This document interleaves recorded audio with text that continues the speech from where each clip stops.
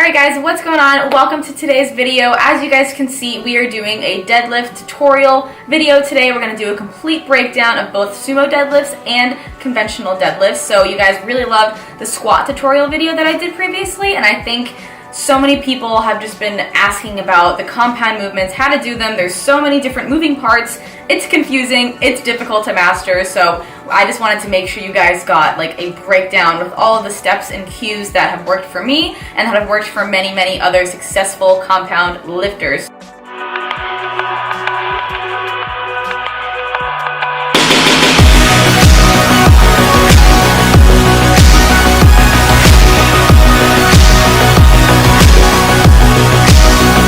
Let's go ahead and get started. We're going to go ahead and start with talking about equipment that you need or that would be beneficial to you. So a few things that I would recommend. Shoes. I would recommend wrestling shoes, deadlift shoes. You can get deadlift slippers. You can also use chucks, and you can also just do it barefooted. The reason behind this is that having a flat sole and having something really, really close to the floor, it just helps you to keep your center of gravity, and it also helps you to have a shorter distance between where you have to pull the bar and then to your lockout. So if you have a heel, if you're using a squat shoe, it just gives you a longer distance to pull the bar, and then it also just doesn't give you the right leverages. You want your foot to be completely flat. I also recommend using a belt. So I had personally I think it's a 10 millimeter belt, 4-inch thick. You can get one on bodybuilding.com. I said in the squat tutorial video that I personally like a lever belt. It'll lever and it'll close right in front of you, and then a prong belt is just like a regular belt where there's 2 prongs and they go in the holes. I highly recommend actually practicing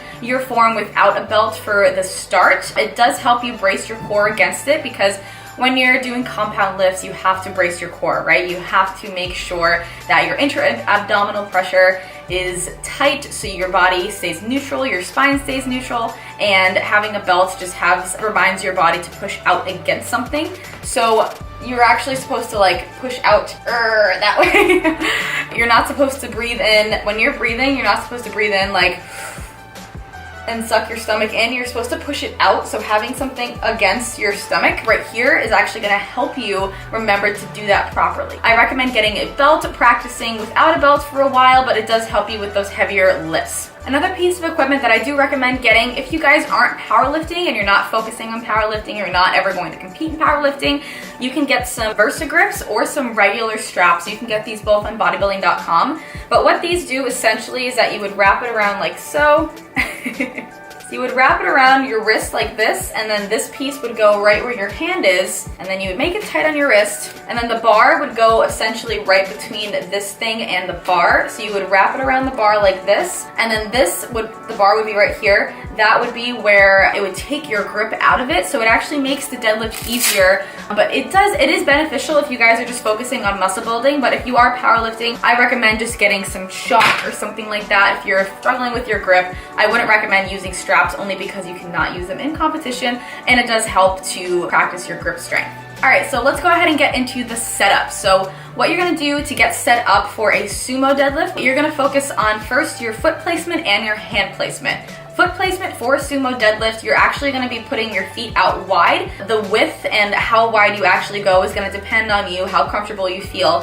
But I definitely recommend going up past shoulder width apart, and then you're going to keep your toes pointed slightly outward, because if you keep your toes forward when you actually perform the deadlift, your knees will get in the way. So what you want to do is keep your feet outward and actually rotate your knees outward slightly once you actually get into the deadlift position. When you're setting up for your hand placement for a sumo deadlift, you're actually going to bring your hands straight down as you can possibly get them. I recommend putting like at least a pinky on either end where the gripped part of the bar is, just to help with your grip. There's a few different grips that you can do. I recommend starting with a double overhand grip. So your grip's going to be like this, just straight down. Both arms are double overhand, and that just helps keep your muscular balance. Switch grip does help when you get heavier. I personally enjoy switch grip much better when I'm getting really heavy in weight, because the bar doesn't slip out of my hands as easily, because it can only go one direction or another. When you're in overhand grip, it can slip out a little bit more easily. So I recommend starting with double overhand. So with the sumo deadlift, deadlift, like I said, feet are gonna be out, toes are gonna be pointed out, and your hands are gonna go straight down into the bar and grab the bar. Setting up for a conventional deadlift is a little bit different. So when you put your feet into position,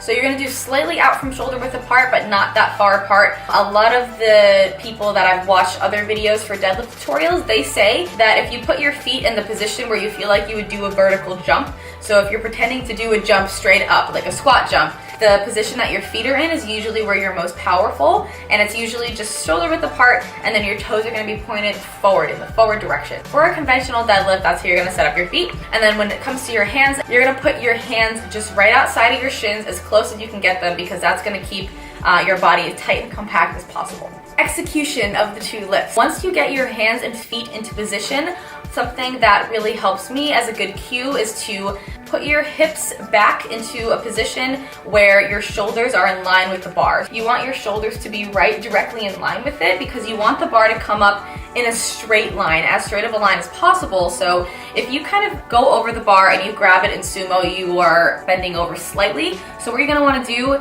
is sink your hips back a bit, but not too much. You actually don't want to put your hips back into position where they're too low. You wanna make sure that your spine is neutral there. So push your hips back a little bit, and then you're gonna think about tucking your pelvis slightly under as well. Just thinking about that helps you keep your spine neutral. It'll help you stop from doing the Instagram girl bend back type deal where your pelvis is anteriorly tilted. You want it to be the other direction. As you're learning, don't get too frustrated if you can't think about all the things that are moving at once. There is a lot of moving parts. So when it comes to your upper body, one of the cues that I have heard in the past from a trainer that really helped me was think of your back and your legs as a dial. This can go for sumo or conventional. So something that you really need to focus on is thinking about your lats, turning your back dial on all the way before you even begin the lift. So that just means tightening your lats and then packing your shoulders down as tight as possible. And that's gonna help your shoulders get into the right position. You wanna think about your weight being directly behind the bar. So you don't want any of your weight being forward, because then you'll tip forward and you won't be in the right position. So you're going to squeeze your lats, you're going to squeeze your shoulders,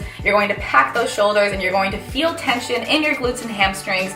You're going to pack that, and then when you're actually going to start the movement, don't think about pulling the bar off the ground, guys. I know it's a deadlift, I know it's a pull, but I like to think about it as a push movement. So you're actually gonna be pushing your feet slightly out and down. So instead of thinking about pulling the bar, think about pushing out of the ground, because if you're pushing and your legs are very strong, your legs are stronger than your arms, aren't they? So if you think about it that way, and then everything is really tight at the top, and all you have to do there is push your hips forward.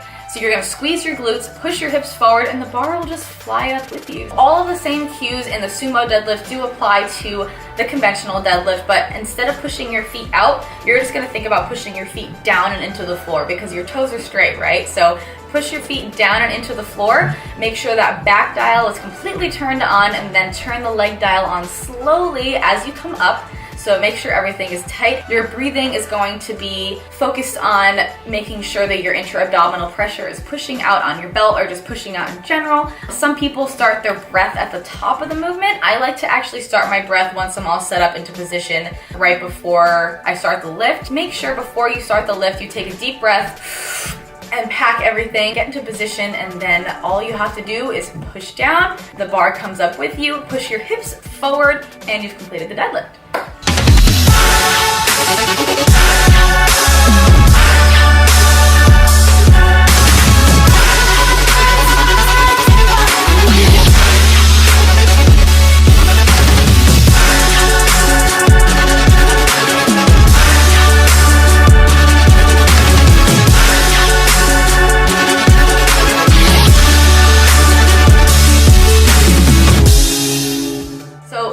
Major keys for you guys to remember when you're doing a deadlift.